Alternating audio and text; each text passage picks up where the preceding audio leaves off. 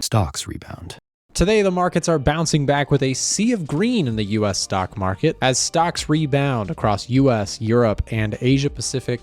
Rallied on Tuesday, rebounding sharply after a three-day sell-off as investors seized on lower valuations and grew more optimistic about progress in the U.S. tariff negotiations. Treasury Secretary Bessent said more than 70 countries had contacted the White House with some promising deals potentially on the table. And you can see at the time of recording this how bullish this two-day period has actually been. The Monday market opening was so scary and so violent to the downside, and yet also put in a short-term low. We can actually see a huge market bounce back in the last 48 hours. You can see from the low point here to the high of this morning, at least at the time of recording this, the NASDAQ has rallied 11% low to high in 2 days. It just goes to show that in a bear market, some of the most violent upside moves can actually occur. And throughout history, that is a recognizable pattern.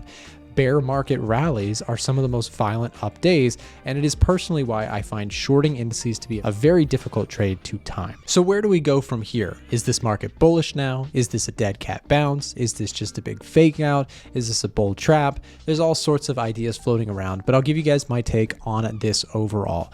I will say that this does look like, and I have to be careful here because last time I was wrong about trying to call a bottom, but this is looking like it's starting to form a bottom.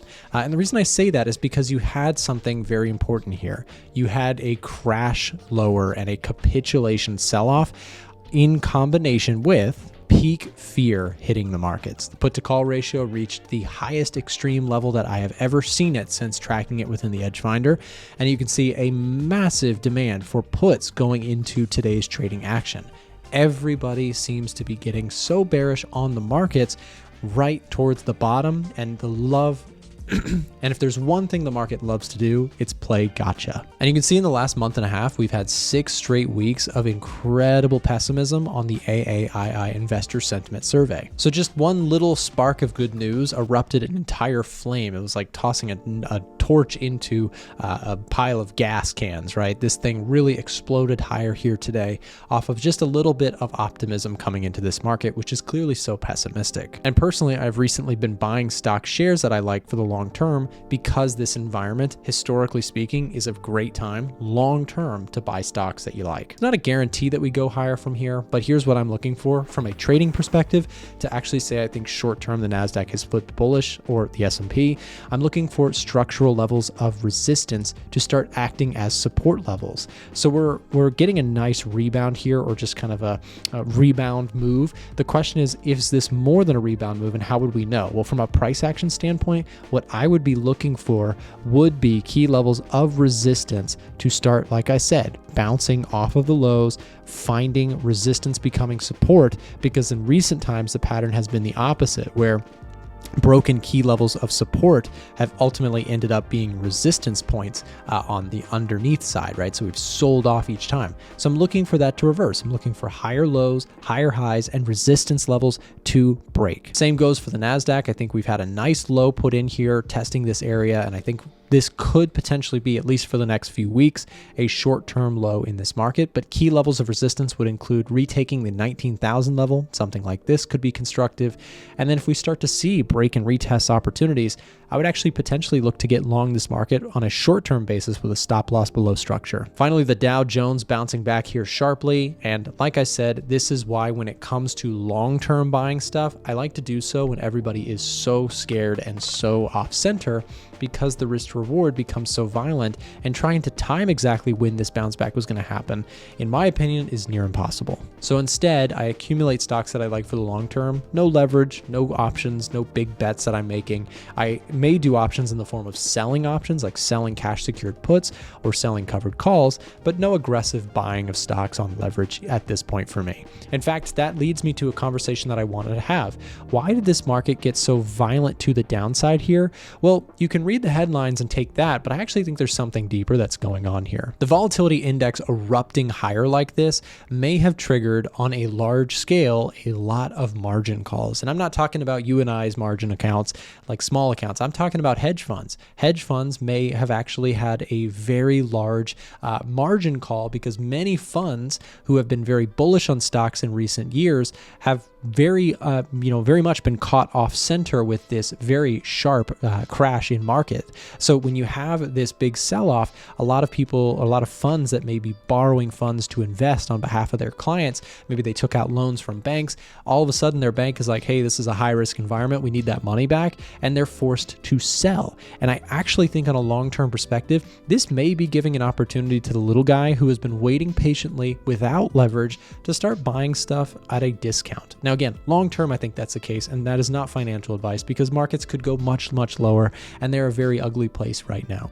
So please understand, I'm not telling you this is the end of the market sell-off, but I think that this, for me personally, is a time where I want to continue to dip my feet into buying stocks that I like for the long term at great prices. And speaking of great prices, the Edge Finder is having its biggest discount of the entire year right now because we are celebrating 3 years since we launched the product. You can currently get 40% off the Edge Finder during this discount event, which is, like I said, the lowest price that we do all year long. Information can be found in the description down below, and if you chat directly with us, you'll actually get an extra 5% off for taking time out of your day to speak to a member of our support team. We like to do this because it gives us a chance to meet people who have questions about the Edge Finder, who may want to explore its features or ask a few questions to a trained representative on our team. So feel free to do that using the first link in the description down below. Next up, we'll talk about gold. I am still long. Well, actually, I guess I haven't talked about this on YouTube. I shared this inside of our Discord room yesterday. I went long gold and caught a pretty good entry price, at least at the time of recording this. We'll see where gold goes next, but we hit that 61.8% retracement level, tagged into this support zone, previous resistance turn support area that I marked up, and I got long with a stop loss below structure. Now from here, we've seen a very sharp reversal intraday, and now following through today. I actually want to just discuss here a little bit of my thoughts on gold because I think this is really important to mention. In the environment we saw in 2020, markets sold off dramatically, and gold actually went down with it. And here's a flashback to 2020. You can see gold actually, alongside everything else, crashed lower. But you might be saying, but Nick, doesn't gold do well in recession fears, which is what we had in 2020? People were concerned we're going to go into a global recession. Well, the answer is yes, gold typically does well, and that is ultimately what happened next. Gold rebounded and moved sharply higher for next several months from there. But initially, there's usually this sell-off in the price of gold. Why? Well, gold, alongside everything else, is an asset or something that people have money invested in. And when we get those global margin call scenarios, like I just got done discussing, it typically means that people sell everything. We see correlation spike across all assets as people reach for cash, and gold in the short term oftentimes becomes a candidate for raising cash. You could sell some of your gold and use that money to pay back the bank that wants their margin, right? That's the hedge fund community's potential exposure there. Same thing for the Japanese yen. We see some sharp movements on that front. But the point is, we get these big sharp sell-offs in gold alongside stocks. But then once that margin kind of normalizes a little bit, gold in 2020 became a very attractive alternative. Instead of just jumping into stocks where there was a lot of uncertainty, people reached for gold once more, and actually turned out to be a really good kind of play if you were long gold during that time. In fact, this outperformed the stock market for a good stretch there. But there's a warning with this. This rally in the price of gold was contingent upon one singular word: Fed. The Fed stepped in. They spent $1 bajillion. They printed more money than ever and flooded it into the system, causing concerns about inflation and devaluations of currencies. And who loves that? Nobody more than gold. Gold ripped higher on that Fed put.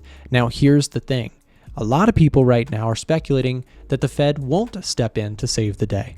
But I would say that if you continue to see carnage and the economy start to slip, the Fed likely will step in and begin to print money aggressively, if and only if jobs data starts to materially weaken. And looking at the economic heat map, we can say that right now that's not really the case. We saw JOLTS jobless claims, the weekly filing last week, came in just fine at 219,000 unemployment claims. These are not out of the ordinary. If we take a look at JOLTS job openings, they came in a little bit weak, and unemployment rate ticked higher, but it's still at 4.2%, which is a pretty good spot. ADP was strong and non-farm payroll was strong. So right now, I wouldn't say that you're in this dire situation, but if stuff does get worse with tariff uncertainties, if we see economic contraction likely to be coming next, as we've seen many analysts upping their probabilities of a recession, if that happens, then you may actually see the Fed need to step in to try and cut rates aggressively to save the day. And in that environment, I do think gold could potentially move higher. This is also a bit of a hedge to my portfolio, spreading my bets out. As you guys know, I am very long stocks right now, especially tech stocks. And so I'm sort of bellwethering here. I'm sort of adding a little bit of diversification to the portfolio, having a gold long position. It's a different bet than just straight up buying tech stocks at this time. Consumer confidence has also been on the decline here recently. I'd be very curious to see if we are going to start bottoming out on that, if things like the AAII investor sentiment survey start to come in positive, if consumer confidence boosts up a little bit. These would be positive indicators too that perhaps would signal that a bottom in the market has started to form. What I'd actually be very curious, we get this report tomorrow at midnight. The AAII investor sentiment survey comes out. I'd be very curious to see if this number actually starts to dwindle in terms of bearishness. Like if we're back at 55 and then the next week we're at 50 and then the next week after that we're at 45 and then 40, like if we start moving in that direction, that could give you a boost of confidence that could send the market higher. So I'm watching this bearishness, and we've actually, for our users within the Edge Finder, we've sorted this out. So bearishness has reached a peak here recently.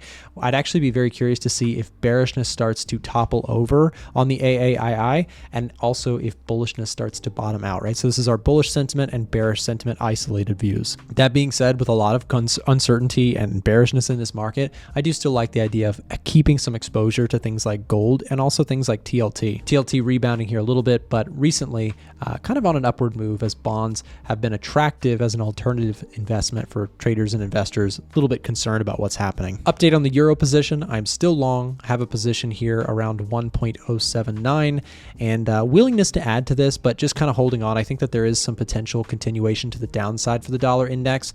And if we do see a bounce back up towards this level here, this 1.12 level specifically, I'll look to take profits on the EU trade. The Kiwi dollar trade is also now back to break even. We went very red yesterday, came back, and now, well, I shouldn't say really red. It's a really small position for me, and I do have willingness to add more to this position, as I don't think that the global economy is going to go into a wrecking economy or a wrecking recession like many people are fearful of. I think the answer is probably somewhere in the middle. Maybe we get some contraction, but many market participants are pricing in that we're going to have this, Armageddon fallout and all trade is going to come to a cease. And I actually think that is not likely the scenario. I think most likely many countries will want to come to the negotiation table with the US, and that also I think the US will recognize that it's going to have to concede some stuff too, and that maybe the middle ground is, we find some ways to have positive, constructive conversation around trade. Taking a look at dollar yen, I discussed this yesterday. I do think that if you get kind of this burst of optimism that sends yen lower in markets, that could actually be an opportunity to pick up a hedge position. What I mean by that is selling the dollar yen would benefit the market if it goes lower, like the stock market, and everybody gets fearful again. The dollar yen typically kind of follows suit, right? Yen gets very strong in times of uncertainty. So I do like the idea of potentially picking up a yen long position, as it does still seem like the Bank of Japan is likely to hike rates at some point. Meanwhile, other central banks are all looking to cut rates. So that interest rate differential to me looks attractive to potentially have some sort of short exposure to things like dollar yen or other currencies like maybe CAD yen or Aussie yen, etc. Today's video is sponsored by Vantage. Vantage Markets allows traders outside of the United States to trade with CFDs, which allow you to trade pretty much anything. They have everything all in one brokerage, which is really cool. You can trade anything from Forex pairs to indices through CFDs or stocks through CFDs, gold, silver, all sorts of different things.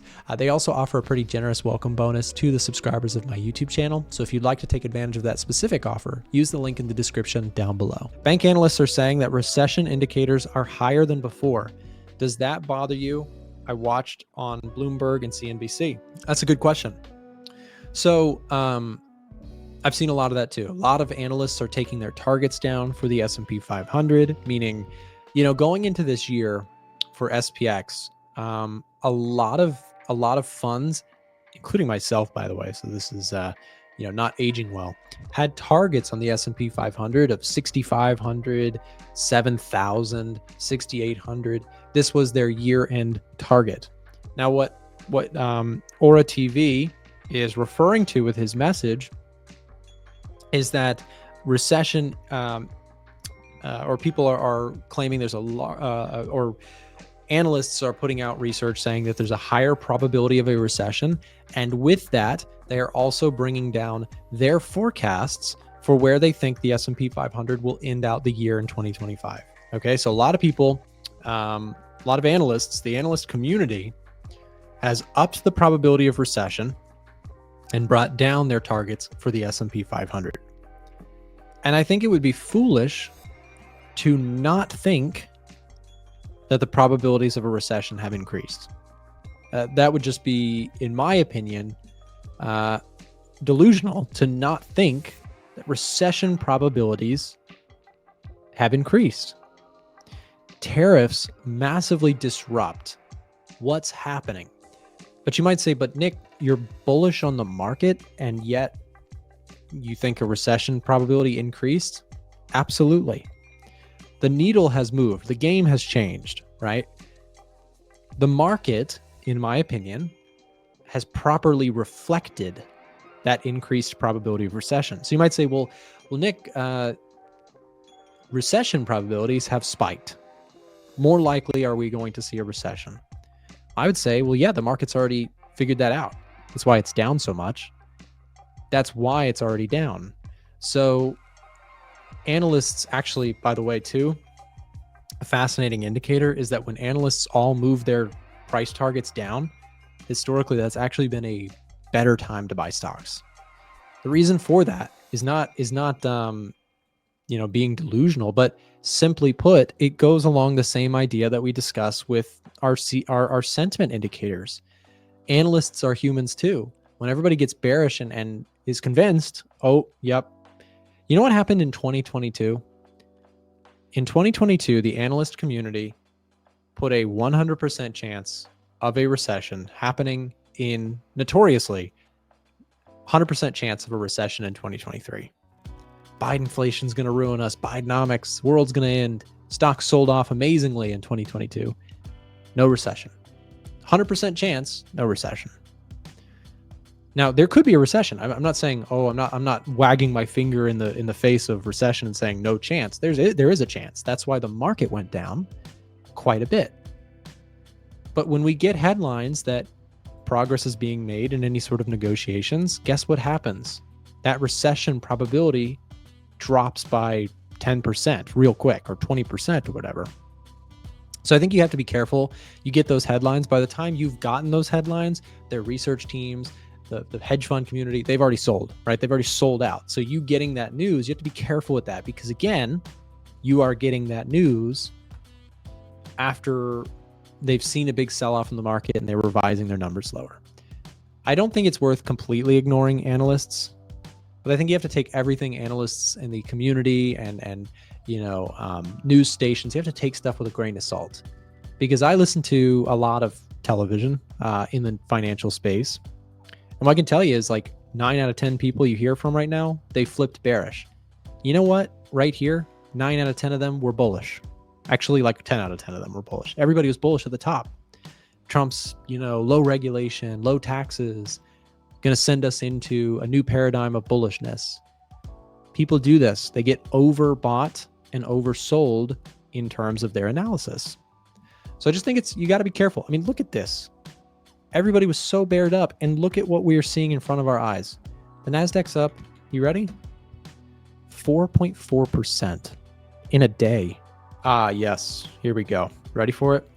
The South Korean acting president said we will not band together with China, Japan to counter US tariffs, according to CNN. Trump also says here, China also wants to make a deal badly. So there you go. Again, it's one headline away and the market rips 4% in a day, 4.2% in the day. It's a chaotic market. I hope that video was helpful to you, and I also wanted to make sure to share our Telegram channel with you. Every day we are posting up chart markups and analysis and in-depth breakdowns of what's going on both fundamentally and technically in the markets. We also drop bonus videos in the Telegram channel, so don't miss out. Come join our Telegram channel. The link is in the description down below. Have a great rest of your day.